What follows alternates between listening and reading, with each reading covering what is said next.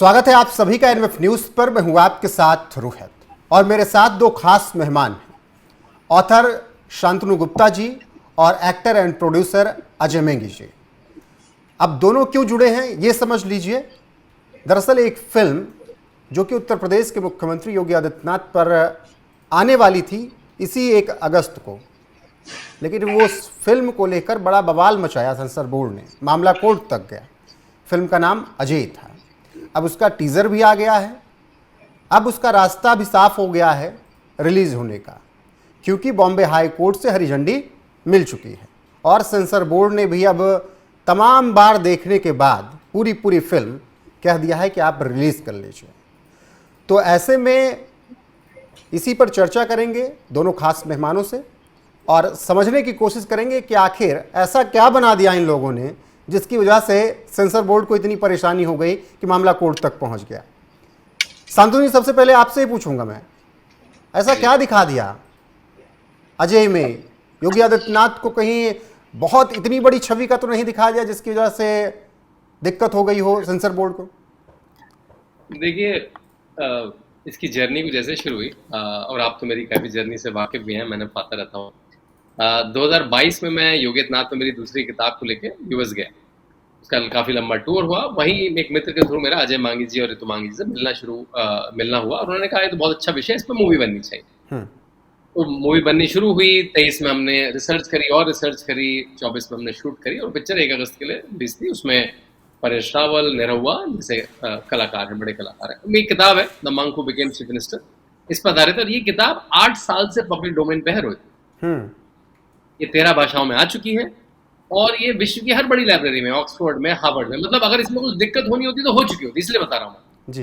मतलब इसलिए एक पन्ने पे भी तो कोई केस, कोई दिक्कत किसी को होती, क्योंकि कोर्ट ने भी यही आर्गुमेंट लिया है। अब जब वो पिक्चर सेंसर बोर्ड पे पहुंची तो पहले तो उन्होंने 1-1.5 महीना बैठ गए उस पर। हमने शायद 5 जून को अजय जी शायद अप्लाई किया था आप लोगों ने सेंसर, हाँ 5 जून को। तो उन्होंने पूरा जुलाई आ गया, कुछ नहीं हुआ। अजय जी एक बार मिलने गए वहां सेंसर बोर्ड में, उनसे कहा कि आप तत्काल में अप्लाई करें। उन्होंने तत्काल में अप्लाई कर दिया। तत्काल में मेरे ख्याल से 5 दिन में उनको, तत्काल की फीस होती है एक्स्ट्रा, है ना, तो 5 दिन में करनी होती है, उनको स्क्रीन करनी होती है जी। अब वो 5 दिन बीत गए, 10 दिन बीत गए, फिर भी इनकी पिक्चर को स्क्रीन नहीं करा।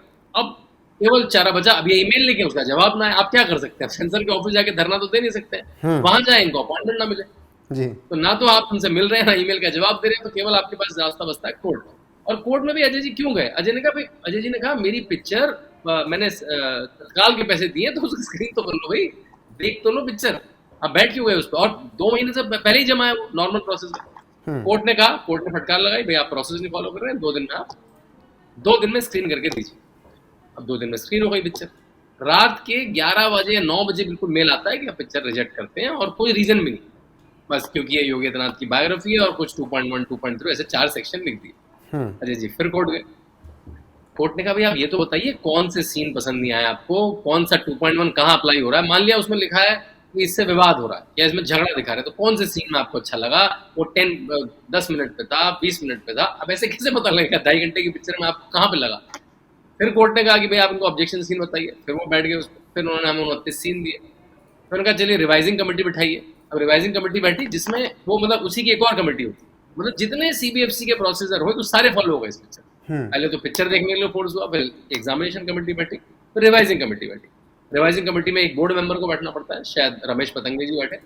और रिवाइजिंग कमेटी में शायद मेरे ख्याल से अजय जी वगैरह से कहा गया, जो भी गया था वो डायरेक्टर, उनसे कहा गया कि बहुत पिक्चर अच्छी है आपकी, आप एनओसी ले आइए सीएम से, तो आपकी पिक्चर को हम रिलीज होने देंगे। तो उन लोगों ने कहा वहाँ पे भी ऐसी तो कोई रिक्वायरमेंट होती नहीं, हम आप बुक पे निर्धारित है, आपको जो दिक्कत है बता दीजिए। तो उन्होंने कहा हम तो कोई कट देंगे नहीं, लेकिन जब अगले दिन कट आए तो उन्होंने बस 8 कट ड्रॉप कर दिया और 21 कट मेंटेन है।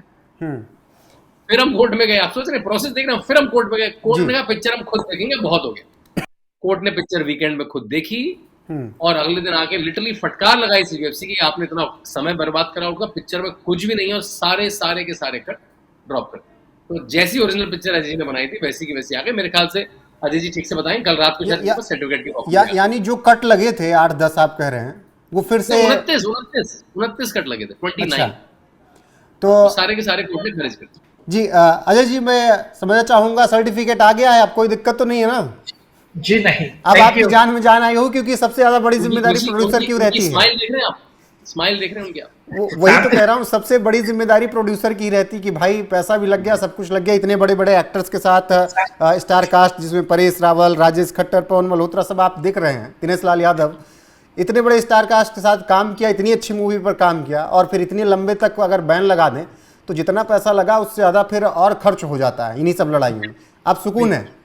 जी हाँ, शांतनु जी की बात को मैं सिर्फ एक और ऐड कर देता हूँ कि जज ने कोर्ट में कहा, कोर्ट में पूछा दूसरे वकील से, क्या आपने पिक्चर देखी? क्योंकि जज ने तो देख ली थी, तो उनसे पूछा कि क्या आपने पिक्चर देखी? वकील ने कहा जी मैंने नहीं देखी। तो जज ने कहा यदि आप देख लेते तो आप मुझसे बहस नहीं करते। सेंसर के वकील।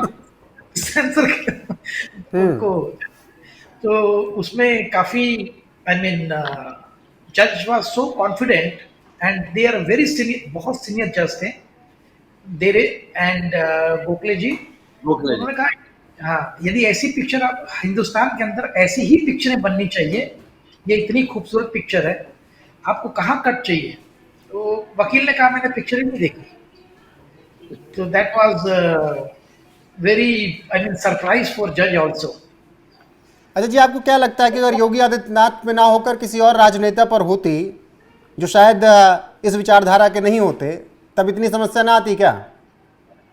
तब शायद इतनी समस्या नहीं आती, मुझे तब बहुत इजी पार हो जाती, क्योंकि देखिए हम यूएस में योगी जी के बहुत बड़े भक्त हैं। हम्म। तो जब मैंने पहली बार नरेंद्र मोदी जी से मिला था, हम्म। तो उन्होंने हमें कहा था कि आप इंडिया में आए चाहिए और वहां पे इन्वेस्टमेंट करिए, वहां पे हमें जरूरत है कि, और मैंने जब अपनी इंजीनियरिंग की थी इंडिया से, तो उन दिनों में हमारी फीस होती थी 12 रुपए। That is kind of government ने हमें फ्री पढ़ाया है। तो हमें लगा कि हमें अब, यदि हमने सब कुछ पा लिया है और नरेंद्र मोदी जी ने इतना कन्विंस किया है, हम्म। तो हमें इंडिया में जाके एटलीस्ट इतना तो हमारा फर्ज बनता था कि एम्प्लॉयमेंट जनरेट करें, जितने भी कर पाए। भले मैं 1,000 पीपल्स को भी रोजगार दूं, भले मैं 1,000 करोड़ लगाऊं या 500 crore, let's go and start investment in India, now time to give them back, pay them back India. लेकिन यहाँ पे आके मुझे लास्ट में एंडिंग, पहली चीज तो इंडिया के अंदर एक चीज मैंने पाया, यहाँ के जो पीपल्स हैं, लोग हैं, बहुत खूबसूरत हैं, बहुत अच्छे दिल के हैं, इतने सच्चे और अच्छे दिल के हैं। जी लेकिन वो हमेशा हेल्प करते हैं। जी। अजय जी, लेकिन मेरा एक सवाल यहाँ पर, ये आपने कहा कि अमेरिका में जब हम लोगों ने इस किताब को बारे में चर्चा की तो फिल्म बनाने की सोची, वो यूपी के देसी स्टाइल में एक बात कही जाती है, भौकाल शब्द। मैं ये पूछना चाहता हूँ कि उत्तर प्रदेश के मुख्यमंत्री योगी आदित्यनाथ का अमेरिका में भी भौकाल है क्या? सर वो उसके हम भक्त हैं। देखिए आपको बताता हूँ, सच्ची बात बताता हूँ, क्योंकि हम लोग जो बोलते हैं, आपको मैं सिर्फ सच बोलूंगा। जो योगी जी है, देखिए आपने सुना होगा गौतम बुद्ध, शंकराचार्य, वाल्मीकि, वैसे योगी आदित्यनाथ जी एक गुरु है। तो वो अपने लिए नहीं कर रहे हैं, जो कर रहे हैं हम सबके लिए कर रहे हैं। यदि किसी का भी जीवन, देखिए जब आपको कहते हैं ना बचपन में भी, यदि जैसे ब्लड खराब हो जाए तो नीम पिलाई जाती है, कड़वी चीज, तब उससे ब्लड साफ होता है। यदि ये योगी जी कुछ कर रहे हैं, हम सबके लिए कर रहे हैं, तो हमें उनका साथ देना चाहिए हर विकास कार्य में। तो लेकिन जैसे मैंने कहा कि यहाँ के लोग इतने सुंदर है, जो सिस्टम है वो जरा सा रेड टेपिज्म है। यहाँ का सिस्टम इज काइंड ऑफ, जिससे मुझे एक बार ऐसा लगा कि अरे जो हुआ सो हुआ, let's go back to US, क्योंकि अपनी लाइफ तो अच्छी भली चल रही है, क्यों हम ये सब कचरे में पड़े। एक तो अच्छी जगह से मैं इंडिया आ रहा हूँ, मुझे यहाँ मेरा पर्पस पैसा कमाना तो था ही नहीं, मेरा तो पर्पस ये था कि एम्प्लॉयमेंट क्रिएट करना। तो ये सब चीजें लेके काफी मायूसी हुई। लेकिन उसके बाद यहाँ का जो जुडिशियल है, कोर्ट सिस्टम, मैं कहूँगा वर्ल्ड का सबसे बेस्ट कोर्ट सिस्टम है, जहाँ सच्चाई का साथ दिया जाता है। जी बिल्कुल। शांतनु जी, जब अजय जी सिस्टम की बात कर रहे हैं तो मैं थोड़ा मूवी और किताब से हट कर आ रहा हूँ। फिर मुझे एक बयान याद आता है, सरकार भले तुम्हारी हो, सिस्टम हमारा है, ऐसा तमाम बीजेपी विरोधी कहते हैं, ट्वीट भी करते रहते हैं, बयान भी देते हैं। आपको लग रहा है उस सिस्टम को बदलने में भी टाइम लगेगा? देखिए हमें भी ऐसा लगा था, देखिए ऐसा लगता है ना कि भाई पॉलिटिकली जो पिक्चर शायद वामपंथी है उसको सेंसर बोर्ड दिक्कत करेगा, और जो थोड़ी सी राइट विंग है दक्षिणपंथी उसको दिक्कत नहीं करेगा, लेकिन हम झूठे साबित हुए, मतलब ये बात गलत साबित हुई। क्योंकि हमारी पिक्चर में तो देखिए कौन कौन है, परेश रावल जो सांसद रहे, निरहुआ जो सांसद रहे, गाने भी जय किशोरी जी ने गाए हैं, सोनू निगम ने गाए हैं हमारे, तो मतलब उसी एक ही सिस्टम के लोग हैं। फिर मैंने देखा कंगना रनावत जी की पिक्चर को दिक्कत हो रही, केरला से अकेले सांसद आए सुरेश गोपी जी की पिक्चर को Janaki versus state of Kerala को दिक्कत हो रही, और भी कई सारे उदाहरण मुझे ऐसे दिखते हैं। तो मतलब एक तो है कि भाई अगर सेंसर से क्लियर हो जाती है तो वो बंगाल की सरकार रोक देती है बंगाल फाइल्स को, तो मतलब क्रिएटर की बड़ी दिक्कत है। अब वो पहले सेंसर से निपटे फिर सरकार से निपटे, वो पिक्चर बनाने आए कि ये सरकार से और सेंसर से निपटने आया। मेरे ख्याल से जैसे अजय जी ने कहा, सब रिफॉर्म की बहुत जरूरत है। सेंसर बोर्ड इतने पुराने तरीके से चल रहा है, उसको लॉ भी नहीं पता। मतलब 8 हियरिंग हुई, एक हियरिंग ऐसी नहीं थी रहो जहां पे उनके वकील को कोर्ट ने फटकारा ना हो। मतलब एक बार तो ये बोला उनके वकील को, you are neither talking law neither sense, ना तो आप वकालत की बात कर रहे हैं ना आप समझदारी की बात कर रहे हैं, मतलब इतनी बेवकूफी की बात कर रहे हैं आप। लेकिन उन्होंने क्या करा, 8 महीने खींच दिया और प्रोड्यूसर साहब का पैसा खर्च कर दिया 8 हियरिंग। शांतनु जी, केवल एक अजय ही नहीं फिल्म जो आपकी किताब पे बन रही है, इसके अलावा मैंने आपकी किताबें देखी, आपके बयान भी सुनता हूँ। Why always Yogi Adityanath? आप देखिए मैं उत्तर प्रदेश में पला बड़ा हूँ मैं, और बरेली में जन्मा हूँ, और हमने वो उत्तर प्रदेश देखा है 6 घंटे बिजली आती थी, अगर घर में 6 लोग हैं तो 6 पंखे होते थे हाथ के। हमने वो देखा है जब 3 बजे अगर लड़की को ट्यूशन जाना होता था तो बैंक के अधिकारी को घर आके ट्यूशन छोड़ के, मतलब कोई भाई कोई बाप साथ में तो लड़की ट्यूशन नहीं जा सकती। हमने देखा है जब मुख्तार अंसारी, अतीक अहमद संसद में विधानसभा में हुआ करते थे, जिनको जेल की सलाखों के पीछे होना चाहिए था। तो मतलब उत्तर प्रदेश की डिग्री लेके जब रोहित हम महाराष्ट्र में या तमिलनाडु में या बैंगलोर में जाते थे, लगता है इसकी तो डिग्री भी फर्जी, मतलब ऐसी उत्तर प्रदेश की इमेज थी। वहां से लेके जो 180 डिग्री टर्न हुआ है उत्तर प्रदेश का, वो अतुलनीय है। बाकी अजय जी को क्या टॉपिक अच्छा लगा वो अजय जी बताएंगे, बिल्कुल उन्होंने अजय जी इस पर एक जवाब चाहूंगा, फिर उसके बाद फिर फिल्म को लेकर और बात करूंगा। जी जी। मैं जब वहां से आया था ना, तो ये सोच के आया था कि at least in the first phase in next 3 years I have to invest at least 1000 crores in UPs और India to create the employment। लेकिन ये जो मैंने फेस किया वेरी एंड, तो जरा सा सोचने में मजबूर कर दिया कि it's work here too, I mean और नॉट वर्क। लेकिन लास्ट में कोर्ट ने जो हमारा साथ दिया, हमारा मीन सच्चाई का साथ दिया, लेट्स से दिस वे, तो वो उसने जरा सा हमें एक तसल्ली दी कि नहीं, इंडिया में आज भी है सिस्टम, तो यहाँ पे कुछ करना चाहिए। जी, अब अगर फिल्म पर आए सर, अगर आप फिल्म के बारे में थोड़ा कुछ बता सकें, जैसे the untold story of Yogi Adityanath है ही, तो पता है कि जीवनी है, लेकिन किस तरीके से फिल्माया गया, क्या कठिनाई है, और फिल्म कब आ रही दर्शकों के बीच में, अगर बताना चाहें तो आसपास की तारीख भी या महीना। देखिए, सबसे पहले मैं और शांतनु जब मिले थे ना, तो हमने कहा था कि इसको हम एक नए सिस्टम से बनाएंगे, ये हम डॉक्यूमेंट्री स्टाइल में नहीं जाएंगे, इस पिक्चर्स को हम ऐसे बनाएंगे कि we set the example in India कि बायोपिक भी हो ऐसी बननी चाहिए।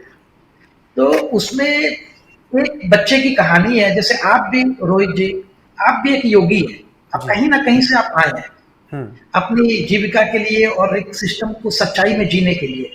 तो वैसे योगी, हर बच्चा एक जब आता है तो उस बच्चे की कहानी है, उस बच्चे ने अपनी लाइफ में क्या क्या फेसेस से गुजरा है, गुजरने के बाद उसके सामने क्या हुआ ऐसा कि उसने जब डिसाइड किया कि नहीं, अब मुझे अपने लिए नहीं, हम सब भाई बहनों के लिए, ये पूरा उत्तर प्रदेश मेरे लोग हैं, मुझे सबके लिए काम करना है। तो ये उसी पे एक कहानी है, आपको बहुत मजा आएगा देखने में।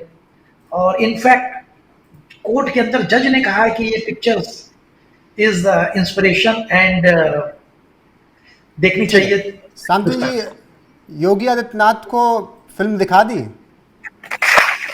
तो मुझे लगता नहीं योगी आदित्यनाथ के पास 2.5 घंटे जो फिल्म देखने, फिल्म सिटी बनाने में, सड़कें बनाने में, अस्पताल बनाने में, स्कूल में और गुंडे मवालियों को हैंडल करने में बिजी हैं। तो उनके पास समय होगा तो देख उनका क्या रिएक्शन था जब आप लोगों ने बताया उनसे कि फिल्म बना ली है बचपन से लेकर अभी तक के मैं सफर? आपको एक बात बताता हूँ बड़े मजे की ना, जैसे जी। मेरी ये 3 किताबें हैं, ये एक ये है, एक कॉमिक है और एक है the monk who transform Uttar Pradesh. Launch तो उन्होंने सारी किताबें करी, जिनको सबसे ज्यादा रुचि है वो है the monk who transform Uttar Pradesh. उनको उनके बारे में कुछ बताओ तो ज्यादा रुचि नहीं आती, उनको काम बताओ कि काम क्या हुआ, सड़क कैसे बनी, आप उनको जैपनीज इंसेफेलाइटिस कैसे खत्म हुआ, आपने कोरोना की कैसे मार करी उत्तर प्रदेश में, आपने माफियाओं की कैसे मार करी उत्तर प्रदेश में, उसको ज्यादा रुचि आती है। तो उनके विषय में ज्यादा बात करो तो उनको ज्यादा रुचि आती नहीं है। हमने कहा ठीक है, हो रहा है तो हो रहा है, तो वो उसमें नहीं रुचि लेते। तो हमने किताब पे ज्यादा फोकस करा, उसकी क्रिएटिव प्रोसेस में ज्यादा फोकस करा। ठीक है अजय जी, वो सब जवाब छूट गया था, कब तक फिल्म हम देख सकते हैं, दर्शक कब तक देख सकते हैं, कहाँ देख सकते हैं? ये हम पूरी कोशिश कर रहे हैं कि सितंबर 3rd वीक तक देख ले। फिल्म कहाँ देखने को मिलेगी? पूरे दुनिया में, पूरे वर्ल्ड में। ठीक है, आप थिएटर में। जी जी बिल्कुल। बहुत बहुत शुक्रिया अजय जी और शांतनु जी आपका जुड़ने के लिए और अपनी बात रखने के लिए। बाकी एक बार फिर से दर्शकों को बता दूं कि फिल्म अजय बनाई गई the untold story of Yogi Adityanath. Ajay जो उनका अजय पुराना नाम भी था, बाद में जब सन्यासी बने, योगी बने, तो योगी आदित्यनाथ उनके गुरु ने उनका वैद्यनाथ जी ने नाम दिया। और उन्होंने 5 बार सांसद रहते हुए गोरखपुर में काम किया। फिर 2017 में उत्तर प्रदेश के मुख्यमंत्री बने और एमएलसी बनकर 2022 में उन्होंने चुनाव भी लड़ा, विधायक बने और फिर से दोबारा मुख्यमंत्री बने। उत्तर प्रदेश के सबसे सर्विंग मुख्यमंत्री हो गए हैं सबसे ज़्यादा टाइम तक। और ऐसे में उन्होंने क्या काम किया, कैसे उनका सफ़र रहा, इसको लेकर एक फिल्म बनाई गई और इस फिल्म को लेकर विवाद भी खड़ा किया गया। बॉम्बे हाईकोर्ट तक मामला पहुंचा। हाईकोर्ट में क्या कुछ हुआ वो अजय जी ने बताया कि किस तरीके से वकील और जज साहब के बीच में थोड़ा बहसबाजी भी, और जज साहब ने बोल दिया कि फिल्म देखिए तब आपको समझ में आएगा। बाकी सेंसर बोर्ड ने कैसे परेशानियां खड़ी करने की कोशिश की, हालांकि अब सर्टिफिकेट अजय जी के पास आ चुका है और फिल्म वो कह रहे हैं कि बहुत जल्द आपके सामने होगी। तो जब फिल्म आए तो आप लोग देखने जरूर जाइएगा और जब फिल्म आएगी तो उस फिल्म की सफलता पर भी हम चर्चा जरूर करेंगे शांतनु जी और अजय जी के साथ। अभी के लिए बहुत बहुत शुक्रिया आप दोनों का। नमस्कार। Thank you Rohit ji, thank you Shantanu ji.